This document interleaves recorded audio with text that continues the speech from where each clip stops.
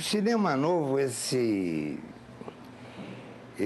fenômeno estranho e ao mesmo tempo simples, ele é mais ou menos o resultado de um encontro de pessoas que se tornaram amigas íntimas e que pensavam na mesma coisa, e que é o cinema, e que iam muito ao cinema, mas ver filme estrangeiro, e discutiam em bares. Em geral, tem sempre um bar no meio do cinema novo. E eles discutiam muito, até que num dado momento, esse dado momento é mais ou menos em 57, 58, 59, antes de 60, se decidiu, como se fosse uma pessoa que compra um trem elétrico para brincar, como uma pessoa que vai a uma loja de esportiva para comprar uma raquete de tênis e bola, e entra para um clube e vai nadar. E se decidiu, mais ou menos por brincadeirinha, de fazer filme, que a gente não precisava ficar só vendo os filmes dos gringos, dos estrangeiros, e ser influenciado por uma maluquice que não tinha nada a ver com a nossa realidade.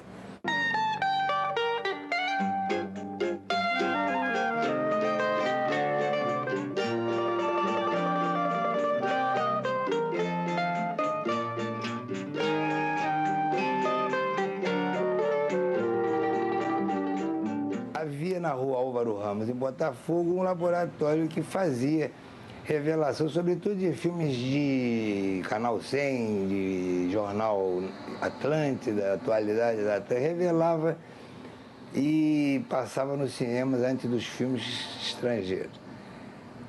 Em frente a esse laboratório havia um bar, que o laboratório se chamava Líder. O bar ficou sendo chamado por nós o Bar da Líder. Aquele trecho da Rússia só se falava em cinema, só se pensava em cinema, só se bebia cinema dentro dos copos das tulipas de chope. O Bar da Líder reunia, sem nenhum compromisso prévio, as pessoas às 6 da tarde. Em geral, era às 6 da tarde que os encontros se davam e os filmes eram inventados, projetados, criados e como brinquedos, porque parecia que a gente não acreditava que aquilo ia dar certo. Nós éramos ainda, eu chamo isso a fase adolescente do cinema novo. A primeira impressão que me vem dessa história do Davi do cinema novo é Davi encontrando com Truffaut, num encontro que eu não vi, mas eu sei que existiu, na rua Álvaro Ramos, levando o Truffaut para ver as moviolas onde se montava Barra Vento, Grande Feira, aqueles filmes ali daquele momento.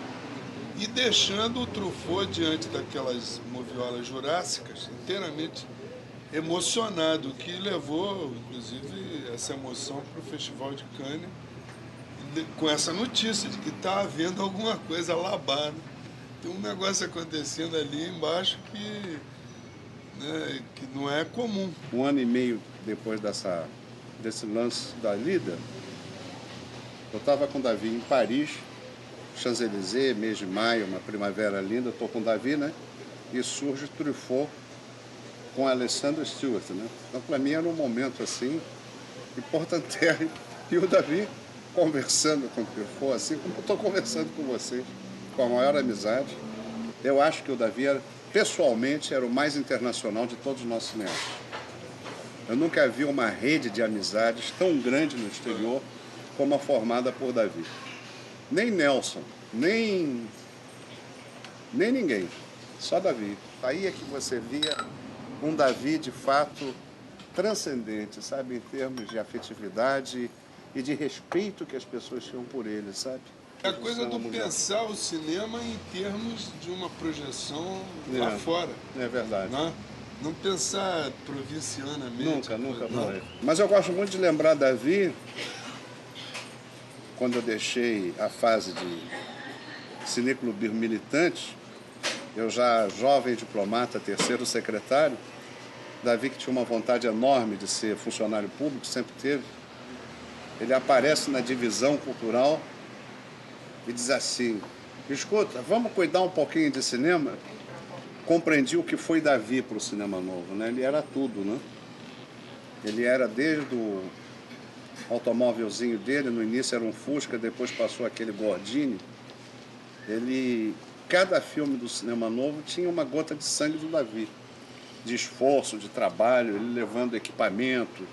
Quando quebrava uma câmera, ele encontrava alguém que tivesse uma câmera para alugar, às vezes até para emprestar. Até Mauro Humberto, eu acho que o Davi foi o homem que prestou os maiores serviços ao cinema novo. Ele, inclusive, fez Mauro Humberto já com certo atraso, né? Entende? Quando ele já poderia estar fazendo os filmes dele. Ele foi o último cineasta dos fundadores do Cinema Novo, ele foi o último que filmou, né? Foi. Depois de todo, porque o Memória de Helena é de 1969, todos eles já tinham feito os seus primeiros filmes, e ele foi o último. Pois é, mas eu me lembro do Davi, antes dos primeiros filmes mesmo do Cinema Novo, quando ele estava fotografando o curta-metragem do Cacá. Exatamente. Né? Ele fazendo um carrinho de madeira, com trilhos de madeira para a câmara deslocar, usando uma Paiar Bolex. E nessa época eu acompanhei a filmagem um pouco como fotógrafo de cena, e eu já escrevia em jornal, eu fazia crítica de cinema já. E a gente conversava muito ali, ele fotografando, eu um pouco ao lado dele, nos intervalos, sobre crítica de cinema. Que ele tinha sido crítico. Exatamente. Do Metropolitano, né? Exatamente. Do Jornal da PUC. Né? Exatamente. E eu, muito tempo depois, quando ele estava organizando o livro Cartas do Meu Bar, um conjunto de textos que ele mostrou para a gente organizar o livro, eu descobri um texto que ele tinha escrito nessa época que eu não tinha lido, entende? Sobre o que ele preferiu não publicar no Cartas do Meu Bar, inclusive. Sobre que critérios deveria ter um crítico para analisar um filme brasileiro naquele momento. Não nos serve para nada utilizar toda a bagagem da informação crítica, estética, histórica de cinema que a gente tem. Quer dizer, a gente não pode pegar o momento em que nós estamos inventando uma cinematografia e julgar esse momento com as informações que nós recebemos antes e que dão conta de uma cinematografia já estabelecida. Quer dizer, nós não podemos usar os mesmos critérios de avaliação do cinema americano ou europeu dele para discutir o que nós estamos ainda querendo inventar. Entende? Davi tem no Cinema Novo uma contrapartida junto com a posição do Glauber, né? Toda aquela agitação, todo aquele entusiasmo do Glauber encontra no Davi além de um artesão, um cara que pega no pesado, pega o Gordini e vai atrás da câmera do Wilson Silva, um diplomata. Ele cria uma situação absolutamente nova, que era totalmente improvável para o Glauber realizar, né? E ele realiza aquilo com uma elegância, uma discrição total, né? O Davi era uma espécie de mistério para o Glauber, né? Eu costumo, por isso, dizer que o Davi, de todos nós, foi o mais íntimo do Glauber. Não é? Você concorda? Porque o Glauber se aproximava dele de uma maneira até cuidadosa, muitas vezes. Não é? É o outro lado da mesma moeda. O outro lado, exatamente. Por mais que o Glauber dissesse a nós depois o que ele pensava do Davi, diante do Davi, o Glauber se aproximava muito cuidadosamente do Davi. Na fase, digamos assim, Prado Júnior de Davi, né? Primeiro o Bar do Pedro, depois ele passou para o Santo Expedito. Eu até hoje, quando eu passo em frente ao Santo Expedito, eu fico muito triste, porque havia o balcão, uma reentrância assim, o Davi estava sempre naquela reentrância. Essa reentrância acabou, não sei se você sabe. Agora tem uma madeira, uma fórmica, assim, não tem mais reentrância. Ele adaptava a conversa dele a qualquer nível, né? Lembra do Pernambuco? Pernambuco era uma figura de um mendigo maravilhoso. O Davi, ele tinha, inclusive, amigos mendigos. Acho que aparece no Fulaninho. Aparece todo mundo. Pernambuco aparece. Não, Pernambuco aparece. Pernambuco não era um cara meio louco? Sim. Tinha um louco da Marinha que tinha Não, estado de loucura da Marinha? Não. Talvez tivesse sido marinheiro. O Davi falou assim, o fulano, não sei se era...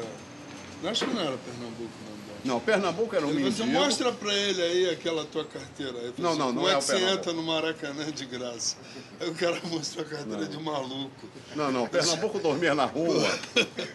Você aqui, ó, posso entrar no Maracanã de graça, aqui, ó, essa carteira aqui, o maluco da Marinha. Pernambuco dormia na rua com jornal, essa coisa toda.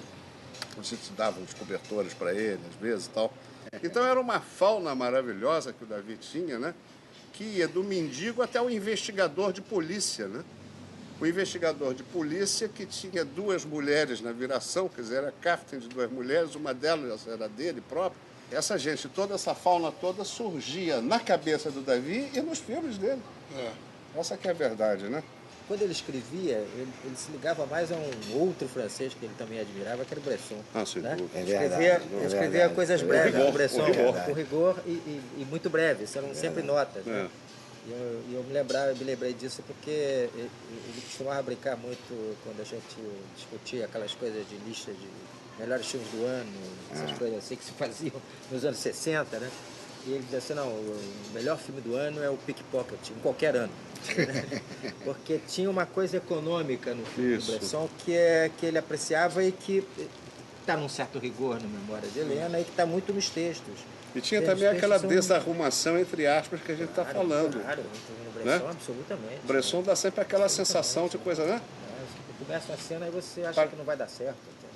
E como crítico ele era maravilhoso também, né, Zé Carlos? Muito.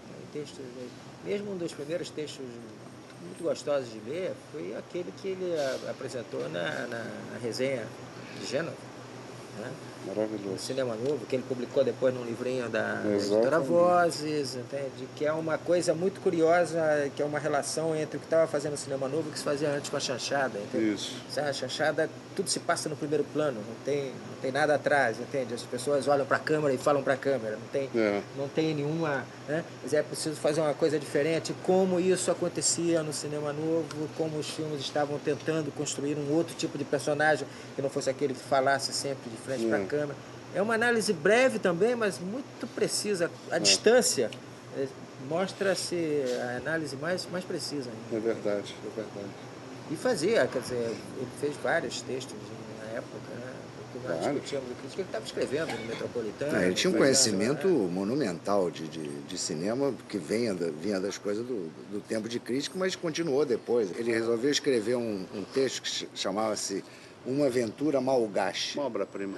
Isso é uma obra-prima que ele porque os filmes vão perdendo pedaços, porque você corta na moviola. Então, e ele resolveu escrever um texto a partir de uma história que ele inventou, que as sobras dos filmes magicamente teriam sido colocadas dentro de uma arca. Uma arca, depois uma garrafa. Que foi jogada no mar e que essa arca foi bater nas costas de Madagascar, por isso o nome chama Uma Aventura Malgache. E aí ele começa a descrever o que tinha dentro da arca. E aí é coisas do barco, um trecho do filme é uma coisa extraordinária.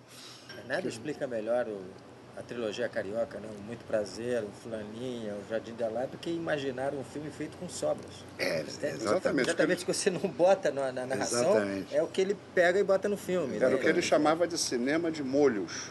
Ele ia guardando os molhos, lembra que ele chamava? Isso mesmo. Eu gosto de fazer cinema assim de molhos, né? Eu guardo os molhos, depois preparo o prato e tal. O Davi nunca foi pontificante, né? O Davi era um homem assim de uma extrema naturalidade. Era um homem que tinha uma profunda paixão pelo cinema, claro, todos nós sabemos, como vocês têm também. E para o Davi, às vezes, é por isso que eu achei muito significativo ele botar em Cartas do Meu Bar aquela foto da Brigitte Bardot num filme menor para nós, né? Christian Jacques, desfolhando a Margarida, né? Porque havia ali algo que sempre dizia ao Davi que era importante. Quer dizer, o Davi ele achava importâncias em muitos filmes que os críticos e os cineastas, sobretudo, não dão tanta importância. O Davi não se preocupava assim com os filmes geniais ou fabulosos ou maravilhosos, às vezes com filmes menores. É verdade. Onde ele descobriu uma essência cinematográfica única, né? E isso sempre me deixou muito impressionado, porque enquanto o pessoal ficava batendo papo sobre grandes obras-primas e tal, ele vinha com pequenas coisinhas assim. E é tudo parte desse raciocínio que você referiu, senhor Zé Carlos também, do experimental nele, né? Por isso é que, numa entrevista que eu acho chocante, num período em que eu não estava no Brasil, o Davi já estava doente, o Davi começa a descrever as origens do cinema novo como uma grande brincadeira de brinquedo. Ele se refere ao brinquedo. Eu acho que foi primeiro essa coisa de pegar mesmo, brincar com a coisa, entende? Quer dizer, sair do peso que era produzido industrialmente, sair sem do dúvida. peso que era fazer alguma coisa, e mesmo na época do cinema novo, sair do peso que era de ter que falar de alguma coisa importante e falar dessa coisa importante através de pequenas coisas, entende? Eu acho que se a gente pensa sei lá, eu me lembrando dele numa filmagem do domingo, a gente pensando no Memória de Helena, entende? No que veio depois, quer dizer, houve cada vez mais uma descontração, entende? Uma coisa mais solta.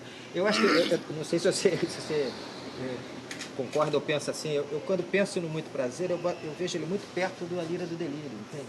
Porque é uma preocupação do Davi de desarrumar, entende? Ele deixa uma coisa solta, entende? Uma conversa assim como a gente está fazendo, um fala, o outro atropela, fala, entende? E isso era uma coisa extremamente vigorosa naquele momento, entende? Porque era algo da gente, entende? Deixava de ser uma construção intelectual e passava a ser uma construção afetiva, entende? Que era o forte do filme, né? Sabe como é que ele exercitava isso na prática? Tinha várias maneiras de exercitar isso na prática. Uma das maneiras era adorar filmar no take 1. Mas se você faz o take 1, mas o ator sabe que você vai fazer o take 2, ele sabe que vai ter o take 2. Aí ele fazia o take 1 radical. Só tem um mesmo. Contra a opinião de todos, do fotógrafo, da produção. Diz, poxa, mas vamos fazer mais um para garantir? Não, tá feito. Tem, inclusive, no Muito Prazer, um plano maravilhoso, que é um plano de sequência, uma cena maravilhosa, do Otávio discutindo com a Ítala Nandi, né? Ivan, você está contente com a vida que você está levando? Tudo bem. E você está contente comigo, Ivan? E é take 1, aquilo contra a opinião de todos, que era uma cena muito difícil de fazer, porque é um plano de sequência, deve ter uns 5 minutos. Uma discussão pesada. Num bar, né? Não, num apartamento. E ela cobra dele que ele vive bebendo, tá cheio de bebida, por isso que eles não transam mais. São 5 meses. 5 meses. Tá bom, muito bem. Agora, uma relação sexual depende de pelo menos 2 pessoas. Mas você cheira mal. Você fede a bebida. E ele fez aquilo take 1 e ficou no take 1 mesmo. E ponto final para poder manter essa coisa do aparente rascunho, mas muito espontâneo, né? Muito... Esquece.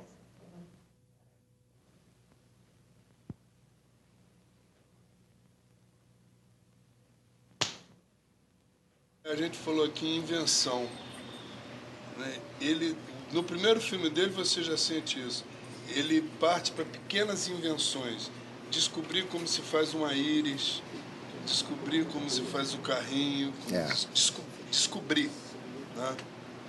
Depois talvez ele recebendo as próprias lições do próprio cinema novo, ele se descontrai e passa aí à procura de uma essência, né? Isso aí. E é a figura do... Eu acho que quando ele encontra isso é que ele vê do Rio de Janeiro nos filmes dele, né? Ele chega perto das pessoas que ele convive, o bar, o cara da esquina, né? As pessoas da convivência. Ele faz aquilo que ele dizia, o cinema de bairro. O cinema de bairro. O cinema sem Kombi. Eu achei essa ideia absolutamente genial. Ele adorava esse cinema sem Kombi. Vou fazer um filme sem Kombi. Fulaninha foi um filme... Ele descobriu que ele descia de elevador, ele simplesmente atravessava a calçada. Um filme com elevador, mas sem Kombi. Fulaninha era o duelo da arrumação do Paulo Thiago, que escreveu o roteiro e produziu junto comigo, contra a desarrumação do Davi. Isso. E a começar, a subversão começou, o Davi tinha mania de sair na hora do almoço, voltava com a vodka na mão, coisa que o Paulo Thiago achava uma coisa inconcebível, beber ao meio-dia. Mas ele, na verdade, estava querendo criar uma birra para sair da produtora, para ficar produzindo a Prado Júnior, para fazer o tal filme sem Kombi. E fez isso mesmo. Falei, não, boto mais o pé aqui e tal. E foi para Prado Júnior. Então a gente tinha que produzir à distância. foi uma coisa dificílima produzir o filme, porque não tinha sede de produção. Os atores eram maquiados na casa do Davi, e o diretor de produção era o Marcelo França. Então foi uma coisa dificílima. E o roteiro é muito arrumadinho, né? Muito mais arrumado que o do Muito Prazer, mas tem toda a subversão da desarrumação da Viné Visana na maneira de filmar, né? Cláudio Márcio A história é de vocês? Não, a história tinha um argumento do Davi com o Onésio Paiva, um argumentinho, mas era um argumento que não dava um filme inteiro. Que aí o Paulo Thiago pegou e desenvolveu com o Haroldo Marinho Barbosa um roteiro inteiro, mas muito mais o Paulo Thiago do que o Haroldo. E que foi o que foi feito. Mas tinha subversões do Davi, naquela cena que tem na Prado Júnior, que é uma grande noite na Prado Júnior, ele botou todos os cacos cinematográficos, né? Essas coisas que ele bota, os cacos cinematográficos, que não estava escrito. Aí tem lá um cara da rua, era um eletricista que tinha feito uma música, que ele resolveu botar o cara na cena, cantando a música. Que eram os passantes, né? Uma noite na Prado Júnior. Então tem aquele cara das medalhas. Eu vou te aplicar agora um batom. Tem a Márcia Brito fazendo uma modelo, tirando fotos. A primeira coisa que me vem à cabeça do Fulaninho, quando eu penso no Fulaninho, é como é o nome daquele ator? Aquele encostado no bar, aquele cara que é o... Tem o Cláudio Márcio, o Roberto Bonfim e o Flávio Santiago. Flávio Santiago, parado no bar. Que fala sempre a mesma coisa. Eu sofro porque eu tô correndo o perigo de ter que trabalhar. Falando eternamente a mesma coisa, que tinha um cunhado que ia processar ele, porque ele ia ganhar uma herança. Exatamente. E se ele ganhar na justiça, você já viu. Eu vou ter que prover o meu próprio sustento. Isso, Bruno, você sabe, isso seria a minha morte. O outsider, né? Que era essa coisa do marginal no sentido literal da palavra, que ele era fascinado por isso, né? Que era a coisa da Prado Júnior toda, né? Os outsiders. Mas que não são necessariamente nem pobres, nem mendigos, é outsider, à margem, né? É interessante essa coisa, né? Ele vai ficando marginal, né? Ele vai ficando marginal também, junto com Ele sai de toda aquela coisa programada, né? O pai militar, aquela coisa que ia ser daquele jeito. O pai era militar, mas era um militar muito especial. Vai percorrendo um caminho até a total militar que brincava de trem marginalidade. elétrico, né? Isso que vocês estão contando, que eu não me lembrava. Uma brincadeira. Das o pai coisinhas, dele tinha um trem dentro de casa. Tinha um trem maravilhoso, uma estação de trem, andava, tinha me mostrou. túneis, tudo. Ele puxava do teto, né? Puxava do teto, ficava na parede, assim. Essa mistura do marginal com a classe média, que tem muito no Rio de Janeiro, por causa da favela, né? Ele era fascinado por isso. A Prado Júnior era muito isso. E isso é uma coisa que une os três filmes. Os Arquitetos e os Pivetes, do Muito Prazer, os Bêbados e a filha de classe média, que a Fulaninha era uma filha de classe média, da Cátia D'Angelo, no filme. Trouxe minha filha, Ana Maria, pra você conhecer. A Fulaninha! E no Jardim de Alá, então, é escancarado, que é no Jardim de Alá, que de um lado é a Cruzada São Sebastião, de outro lado são os prédios ricos, né, da outra margem. Né? Estava ali do lado, né? O cinema estava bem perto dele. Era, né, essa coisa próxima da pessoa. É muito rico isso, nessa trilogia dele. Eu acho que dos cineastas brasileiros, afora o Carvana, que filmando o Rio de Janeiro, talvez ele tenha se aproximado mais disso que a gente chama de Embora ele não fosse carioca, né? Carioca. Foi o que tornou possível o filme Luz do Fogo, foi esse descompromisso do Davi com o peso, porque o Luz do Fogo já era um projeto que tinha um peso comercial, que tinha que ser lançado, como acabou sendo. Mas ele dirigiu aquilo como se estivesse dirigindo Muito Prazer. Ele estava brincando igual estava nos outros.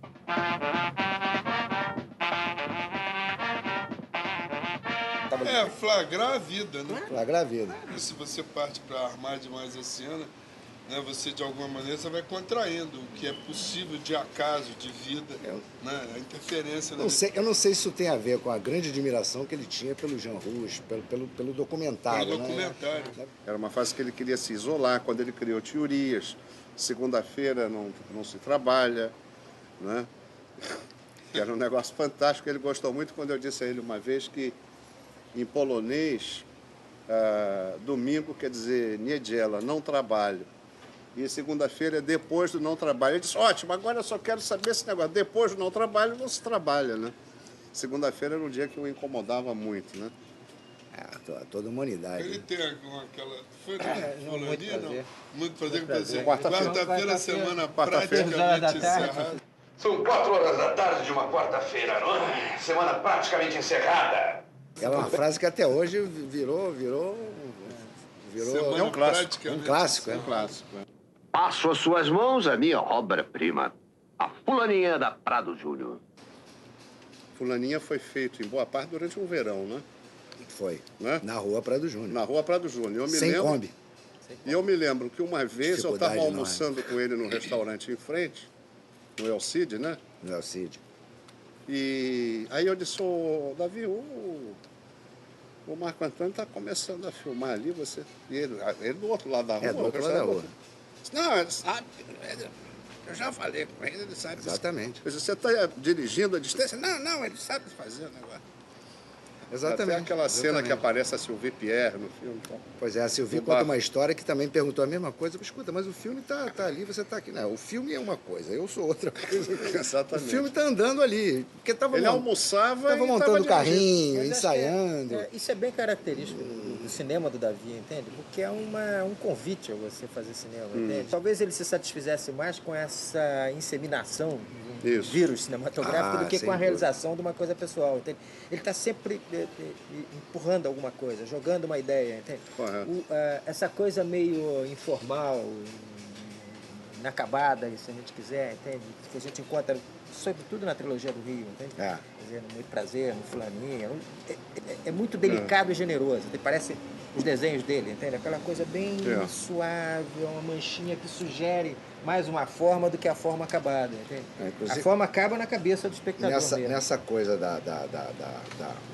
muito bem comparado aos desenhos dele, né? Não é verdade? Os desenhos dele são as uma coisa delicada. É verdade. Muito bem lembrado. Muito bem lembrado. De couro. Porque existem alguns desenhos dele também, entende? Além das aquarelas, existem uns desenhos. Eu me lembro quando ele estava fazendo Garrincha, tem uma série de desenhos dele sobre Garrincha, com bico de pena, entende? Tem umas coisas de enquadramentos, assim, meio como, sabe, um plano visto de cima, um plano visto de baixo. Entende? Existiam desenhos e, no final, as aquarelas dele, que são bem lavadas mesmo. É uma coisa de uma aguinha com um pouquinho de tinta que sugere uma forma. Né? E que às vezes ele desenhava sobre a mancha, né? Ele fazia um bico assim de pena, uma coisa assim. Ele era muito preocupado com essa coisa da criação, da invenção que a gente está falando, né? E no Muito Prazer, eu apanhei por causa disso, porque eu não sabia disso. Ele gostava de inventar umas cenas que não estavam no roteiro. E ele ia todo dia na Moviola para ver como é que o filme estava indo. Porque uma coisa é o roteiro, outra coisa é o filme. E de vez em quando ele sentia falta de uma coisa. A entrevista dos pivetes, os pivetes falam para a câmera no Muito Prazer, não estava no roteiro. Foi inventada a partir dessas visitas à Moviola. E eu vi ele falando com a gente, olha, falta pivete. Uma coisa muito genérica, assim. Falta pivete, tem muito arquiteto. Aqui não é moralista. Agora é um tremendo do sacana, viu? Chico, pra mim, é um otário. Minha opinião é muito diferente da tua. Ele não gosta dela, mas ela gosta dele. Ou então ele dá o desprezo a ela. E ele inventou aquela cena dos pivetes, inventou depois um outro plano com a Ítala, que é belíssimo, a Ítala andando pela beira da lagoa e só a música tocando. Eu acho que isso corresponde a um lado de cinéfilo do Davi, entende? Quer dizer, o próprio filme dele, ele começava, num certo momento, a ver como espectador, e aí falta isso, falta aquilo, entende? Eu acho que isso acho que na época do cinema novo, toda acontecia, quer dizer, a gente discutia com cinema todo o tempo. Então, eu acho que essa prática dele é, de um certo modo, uma maneira de continuar esse prazer de falar de cinema, entende? De você vê e vai entende? Acrescentando alguma coisa ao filme. Talvez o filme, antes de começar a ser feito, não existisse muito na cabeça dele, ou seja, gerava uma ideia, entende? E a própria ideia sendo trabalhada começava a gerar outras. Isso ocorreu com vários dos realizadores do cinema novo, em vários momentos, entende? Eu acho que era um pouco essa coisa de tá bom, a gente desmonta tudo uma certa tradição acadêmica, né? Mas esse negócio de ir se inventando na medida em que você está filmando mesmo era muito comum. Correu o risco de descobrir o filme que você está fazendo. Claro, não é uma coisa complicada. Claro. Correu o risco de descobrir o que é. Ter esse prazer. E não é uma coisa complicada. Que o espectador tem. Se você reserva os dias, não é complicado. O diretor tá lá, 3 dias são vagos. Naquela semana você filma qualquer coisa. Não é só ficar carregando fardo. Não precisa ficar amarrado naquela coisa de... Eu não me lembro qual dos diretores de cinema novo que disse que uma vez, se você soubesse o filme que ia fazer, eu não fazia. Você começa a fazer o filme e vai descobrindo no processo como é, entende? Isso aí virou prioritário no cinema dele, né? Exatamente. Não é só no cinema dele, mas virou prioritário. No cinema dele prioritário. E em alguns momentos, por exemplo, eu sinto no Fulaninha uma influência muito grande, sabe de quê? Da Janela Indiscreta do Hitchcock. Enorme. No entanto, se você for comparar a Janela Indiscreta com aquele filme, a Janela Indiscreta é aquele filme todo desenhado, plano a plano. E ele não fez um plano geral da rua. Ele sai de elevador e atravessa a rua. Ele me deu a cópia da Janela Indiscreta, que aliás eu tenho até hoje uma cópia VHS. E eu cobrei isso dele quando eu vi o Fulaninho. Falei, você vê aqui, mas tu não vai fazer um plano geral daquela rua para mostrar onde é que é essa rua? Uma que mostra assim a praia ao fundo. Nós acabamos fazendo a contragosto dele no letreiro, mas não aparece porque sobe assim, ele que marcou. Só que ele marcou, botou a câmera num lugar que passava numa árvore. Mas estava ótima aquela árvore. É lindo, mas continua não mostrando. Porque eu acho que é uma coisa de não situar mesmo. Por que isso? O camarada que está lá na Lituânia, na Estônia, lá na Inglaterra, nem está sabendo que aquela rua existe, que existe aquela vai praia. dar na praia. Interessa o ser humano, o espaço humano, ele chegar ali, né?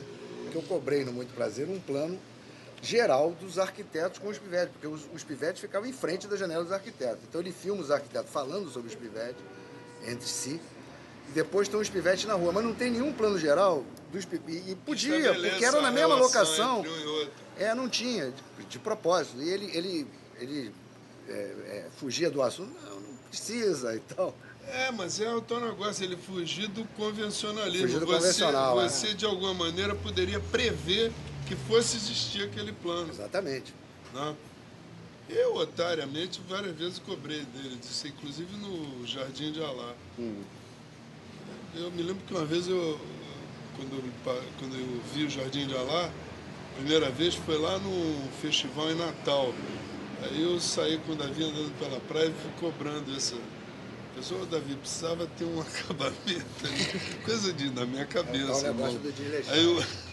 E ele não falou nada, ele ficou ouvindo aquilo, mas nem estava aí para fazer aquilo, mas olhando assim, né, em retrospectiva, aquilo, realmente ele tinha toda a razão. Só interessa o espaço enquanto espaço dramático, ele não precisa descrever o espaço real. Exatamente. Ele pega dali o que importa. Nelson Cavaquinho, vai continuar. A noite é nossa. A sequência no Muito Prazer do bar, quando tem o Nelson Cavaquinho cantando, e é absolutamente desarrumada, que é o charme da sequência, entende? Amigo como eu jamais encontrarás. Porque você não tem ideia do espaço do bar, do que está acontecendo, por que entrou aquele sujeito cantando, por que de repente tem um barulho do lado de fora. E o que... Quer todo mundo?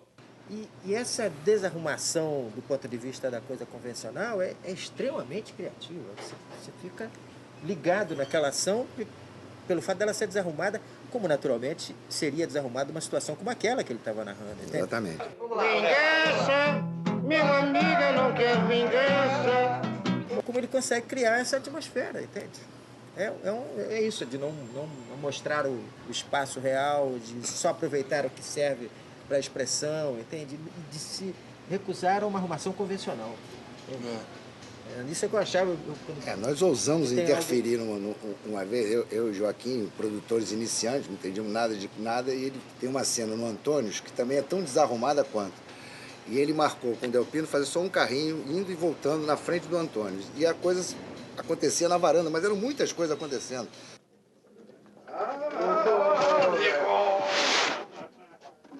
Como é que é? Continuas votando na esquerda? Não, quer dizer, E a gente ficou tão preocupado de estar errado que o Joaquim ousou falar corta. Ele ficou tão enlouquecido, tão indignado, que foi embora para casa, passou 3 dias sem aparecer, deixou o Delpino dirigindo, para a gente aprender que não podia fazer isso, né? Porque era o nosso entendimento, ou desentendimento, do que estava na cabeça dele, e na cabeça dele estava muito bem arrumado. Aparentemente estava desarrumado, mas não estava nada desarrumado, não. Fazia parte do estilo mesmo. Fazia parte de um processo de invenção mesmo. Processo de invenção mesmo. Um processo de criação permanente, sem seguir os padrões convencionais. Porque independente do orçamento dos filmes e da qualidade artesanal e técnica dos filmes têm alma, né? E essa é uma das maiores virtudes daquele cinema aparentemente tão precário. É que os filmes têm muito espírito, tem uma coisa muito viva ali.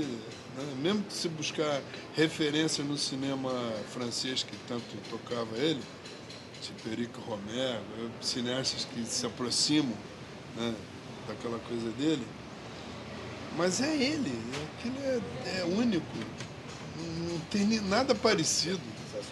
Há uma coisa que aproxima muito Davi, não só do Truffaut, como do Romer, que é uma preocupação maravilhosa que ele tem. Eu acho que o Davi foi o grande cineasta brasileiro da mulher. A preocupação do Davi em expor a mulher. E expondo a mulher, a análise que ele faz da relação da mulher com o mundo, do homem com a mulher e da mulher como resposta ao homem. Ele era um profundo conhecedor da alma feminina. E eu acho que isso ficou bem marcado em todo o cinema dele. Né? Você vê que a presença, ele começou exatamente com Memória de Helena, que é um mergulho profundo, né? Aquela menina, moça, aquela coisa que ele faz de uma maneira... E não era bergmaniano, isso é que eu acho engraçado, né? Não. Nossas mulheres não são suecas. Não são suecas. Exatamente. Né? Luz del Fuego é um belíssimo filme, né? Se a gente pensar bem, é uma joia de filme. Era um filme mais bem costurado. Mas era mais bem arrumado, porque tinha um compromisso maior. Né? A história está mais organizada. Quer dizer, a história tem uma narrativa, tem que estar contando. Porque nos outros... Tem um namoro daquele filme com Lola Montez, né? Também. Exatamente. Exatamente. É bem lembrado. Ela ali naquele camarim. Não, e tem aquele plano que ela vai no barco para Paquetá e joga a roupa, aquilo é tirado entra Max Office ali. Jean Rouge, uma coisa assim. Entra. L'Atalante, não tem um negócio? Tem, o barco. Tá, o barco não tem isso? Dúvida. Tem. Pois é, ele falou, eu vou copiar e tal. Há um grafismo em Luz del Fuego, apesar de ter aquela coisa de Davi solta, né? Que, como você disse, alguns chamam de desleixada erroneamente. Ele é um filme que... Ele é uma joinha, como eu chamei, porque ele é um filme que obedece a um desenho. É como se ele estivesse, de fato, fazendo uma aquarela daquelas dele.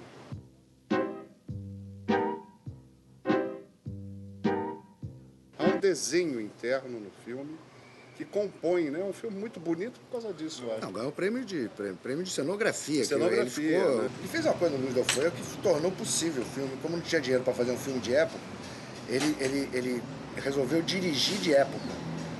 E o Fernando Duarte fez uma fotografia de época.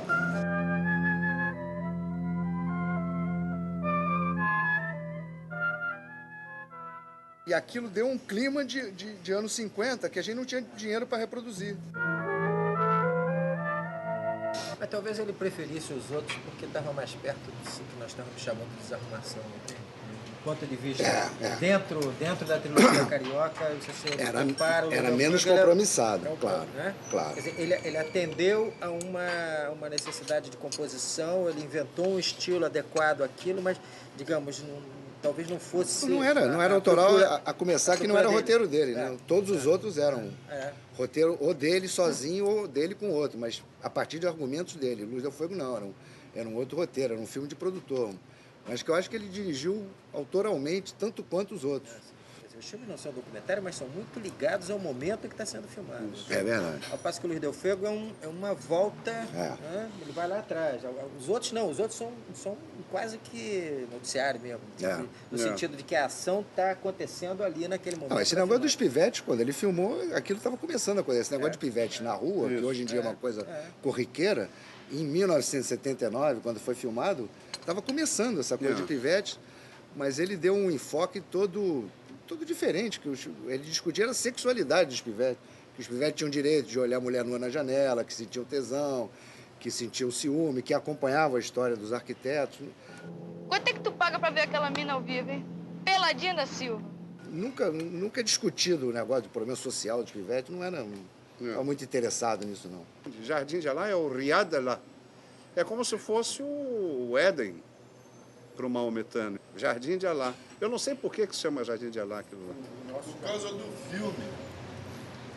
Existe um filme chamado Jardim de Alá que fez um enorme sucesso aqui no Rio de Janeiro, principalmente onde as pessoas têm essa utopia de Jardim de Alá. Sei. Então resolveram fazer um bairro lá com esse nome. Sei.